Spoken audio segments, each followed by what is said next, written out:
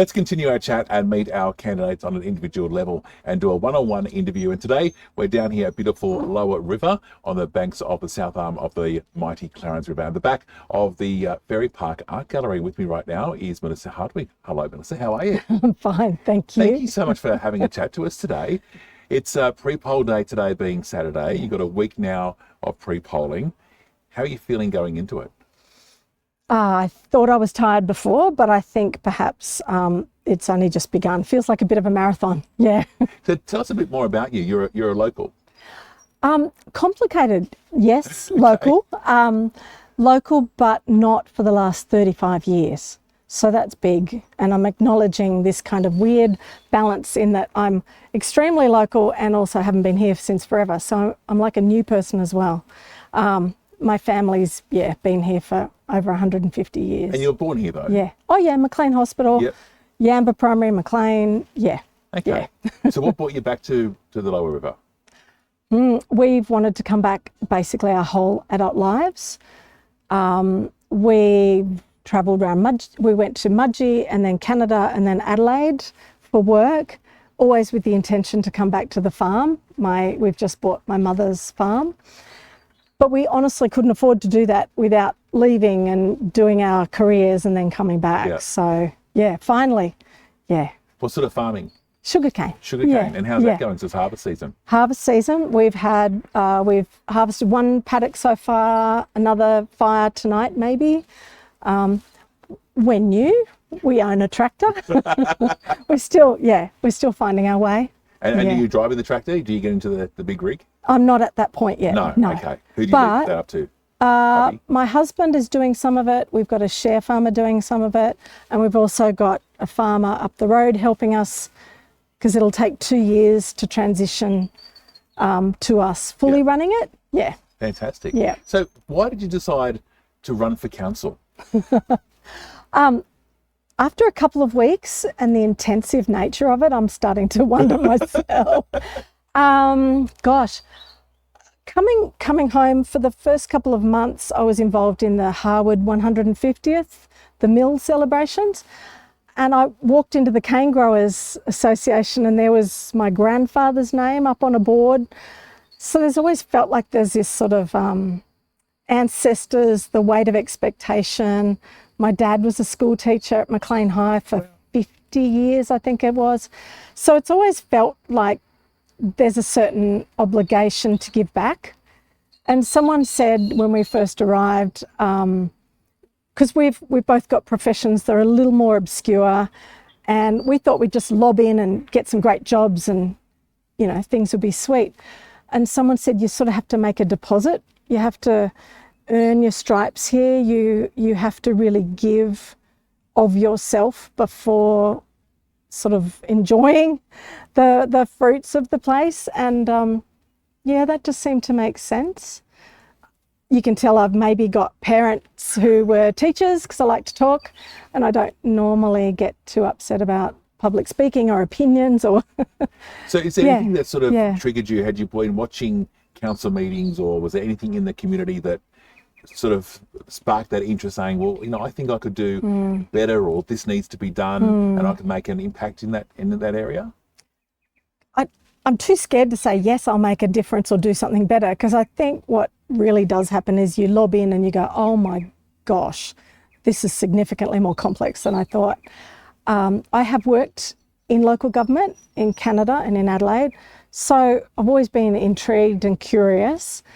And I have been talking to people over the years when I've come home and they've sort of said, you know what, this would be potentially a good thing for you. And then in recent times, I've heard a fair bit of, I think dissatisfaction might be too strong a word, disenfranchised community maybe. I've only been back less than a year, so I also... You're the newbie again. Yeah, I'm the newbie again. So it's like I don't really want to speak from I'm certain about this, but that's what I'm hearing. Yeah. And another thing that when I thought about it a lot, and I thought back to some of the old folk who were way back when, some of the politicians I remember as a kid, Isabel Wingfield, Don Day, John Harvey. And I remember thinking they called them dignitaries back then. And I remember thinking, yeah, dignity. That feels like a quality that may be lost. And maybe I can have something to do with bringing that back. Do you have an opinion in regards to the whole situation of how the Treelands Drive Community Centre was, I suppose, put together and the community not engaged with it from when it should have been?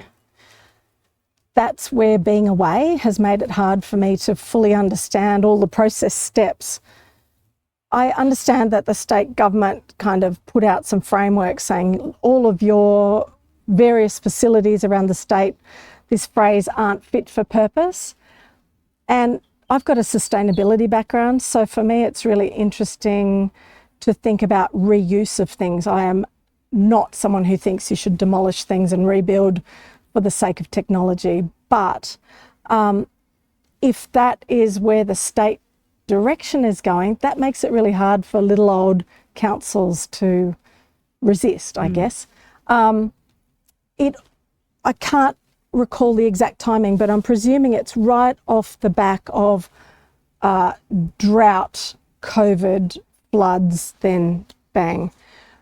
So we had this sort of communication rupture where a lot of the old techniques for communicating and engaging with people were sort of dismantled.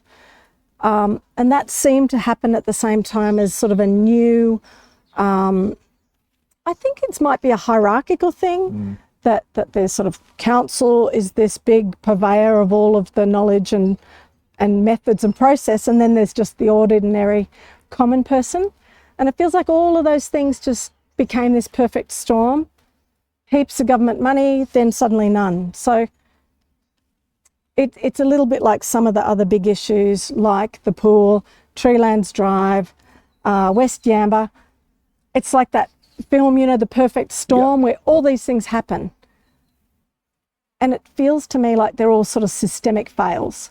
And I don't know at what point can we just draw a line in the sand and say, let's put all those experiences behind us and figure out what we don't want to replicate for the future. And do you think that's possible with the candidates that have put their hand up to run for council? You've got 17 candidates, only 9 are going to be selected, voted in. You've got a few that are, you know, second-term councillors, third-term councillors, even 12th-term councillors.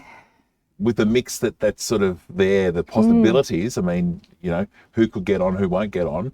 Do you think there's a way that council could move forward without having to look back at the last 2 and a bit years? I don't know, because there feels to me like there's a lot of baggage.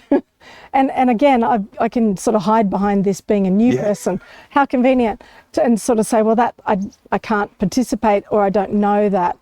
To some extent, I think the big influx of new people is sort of symptomatic of the fact some people may, or our community might think that whatever difficulties were faced, people have to move on or let go, or some of the factions of council, you know, that stuff's got to stop. And so having all these new people, I think, is a clear example of what we want to move past. It would be quite interesting on Saturday the 14th if 9 councillors were all new councillors. Oh my Lord. And you had no baggage, so to speak, wouldn't it? That'd be quite an interesting makeup of a Clarence Valley Council moving forward for the next 4 years. Interesting is a bit of an understatement. It could be Melissa Hellwig as the new mayor. Oh, stop it. Well, you just never know. You could get voted in by your peers if you got elected. Can you say no? Well, of course you can say no. But why would you? It'd be an honour. Know. It would be an honour. That has only been, there was a question 2 days ago about that, and I read the question and went, oh, crikey. Haven't got my head around that. I think it would be terrifying if all 9 were new. That would be terrifying. We really do need a few people to just like steer the ship and at least say, no, you can't do that. You can't interrupt you have to read, you have to do this, you know, all the processes. And none of us are going to be across legislation, perhaps with the with the exception of one candidate. No, I think that would be actually quite terrifying. Yeah, the community probably would be pretty nervous if that happened. It's possible. Well, we'd certainly, Yeah. the people that make popcorn and ice cream cones would certainly get a bit of a hit out of it, wouldn't they? They'd have everyone, you know, sitting by watching the actual the council meetings or turning up. They could sell tickets. That'd be awesome. In all seriousness, though, Yeah. moving forward, why should people vote for you? What are you trying to, what would you hope to be able to take to council should you be elected on the 14th? I hope that I have emotional intelligence such I know myself. I know my biases. I know there's been a lot of talk this election period of having an open mind, as if having a vacant mind is somehow preferable. It's really important, more important to know your biases, what your worldview is, where you've come from, where you might lean too far one way or the other. I've come from a very moderate, middle of the road kind of family, and I have green leanings, but I'm also someone who used to work in coal mining. So I've had a couple of people at pre-polls today going, tell me about you. And I've said, well, what do you want to know? Well, do you believe in this? It's like, well, I can appreciate and sympathise with that.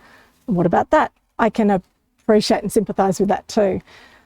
I'd love to think, without saying I'm awesome, that I can span some really big sort of spectrums of issues. Yep. And be able to know where my preferences lie, what the whole spectrum looks like and what is needed. I hope that makes sense. Yeah, no, it does. And the thing that you brought up, the mining, do you believe there should be mining on the Clarence? No, heaven forbid. I was a coal miner long time ago before I had kids, and then woke up, thankfully. There's a phrase that a lot of people say that, you know, if you can leave coal and fossil fuels in the ground, you can actually also leave lithium, copper. Now, a lot of my fellow green people that I used to work with would get really upset about that, because a lot of our whole society is clinging to this idea that technology is going to save us. And I happen to be really skeptical about that. So, yeah, so wrapping that one up. Mining for those metals is not much different to mining for fossil fuels. Yep. And so at what point are we going to stop? Yeah. It's been really interesting talking to you. How does your family feel about you running for local council and possibly being the mayor? Oh Lord, don't even they can't see this. Don't let them see this. They were pretty reluctant at first. I'm a cancer survivor. I have a number of chronic illnesses: celiac, fibromyalgia, hypothyroidism. I have been a very ill person for a long time. So they said immediately, we don't think you're, and I probably shouldn't say this because now they'll attack me, but you know, we don't think your emotional resilience or your physical resilience is going to, you might not be able to stay the course. So, well. But you know in yourself that what you're capable of. You do what you can until you can't. Yep. So, yeah. Well, so far, I've well, you made it to pre-poll. Made it to pre-poll, answered all the questions required, turned up to all of the... Meet the candidates. You survived the McLean Chamber of Commerce. Meet the candidates with a foghorn. Yeah, you just got to get through the Yamba Chamber of Commerce. One more. Yeah. Well, we wish you the very best. Thank you. And I do hope that we can maybe, seeing you as the mayoress of the Clarence Valley Council, following in the footsteps of Shirley Adams. That's very cheeky. Thank Appreciate you. your time. Thanks, Damien. Oh my God. How's that? Is that right? That is super cheeky.